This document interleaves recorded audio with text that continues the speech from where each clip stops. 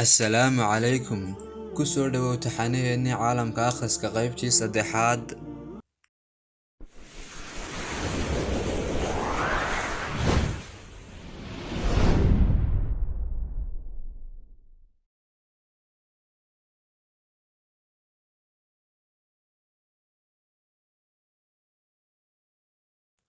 Marka aad buug wanaagsan akhriyaysid, waxaad guranaysaa midhaha waayo-aragnimada iyo ogaalka qof kale, sababtoo ah waxaad maalaysaa maanka ruux aan kuu dhoweyn.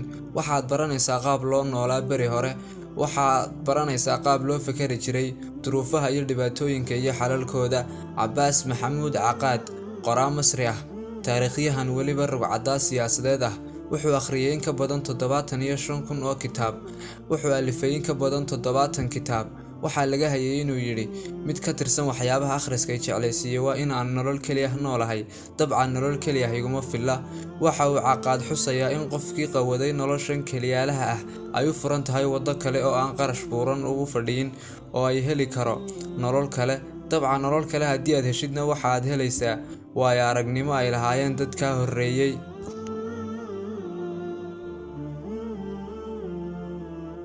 Marka aad wax akhriyaysid, waxaad helaysaa aag ballaadhan oo xogo, xeelado iyo xaqiiqooyinba leh. Waa mid ka tirsan jidadka wax la isku soo gaadhsiiyo. Qofba qofka uu ka warhayn badan yahay ayaa uu sida la awaali karo ka wargudbin badan og yahay.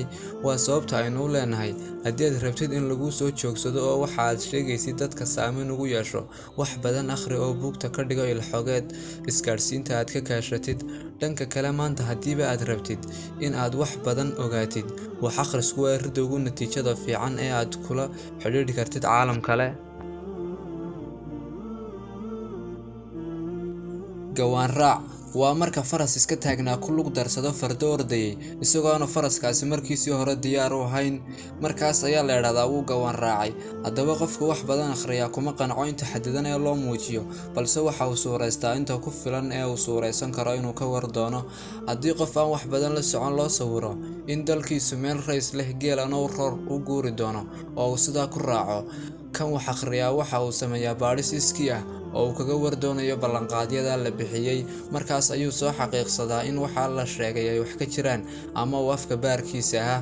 Qofka aan waxba akhriyin waa gawaan raaco weyn. Waxa aanu gawaan raaco u yahay cid kale, waa ta keenta qofka aan waxba akhriyin inuu noqdo kan u horeeya iskooxaysiga, is-colaadsiga iyo rabshadaha. Keliya intaa loo sheegay ayuu wax badan u baabi'in karaa, balse kan wax akhriyaa kuma qanco inta qof amba qofaf tirsani u sheegeen. Intaas waxaynu kaga soo gudbaynaa qodobo aynu ku tilmaannay in ay tusaale u yihiin mudnaanta akhrisku u leeyahay akhristaha.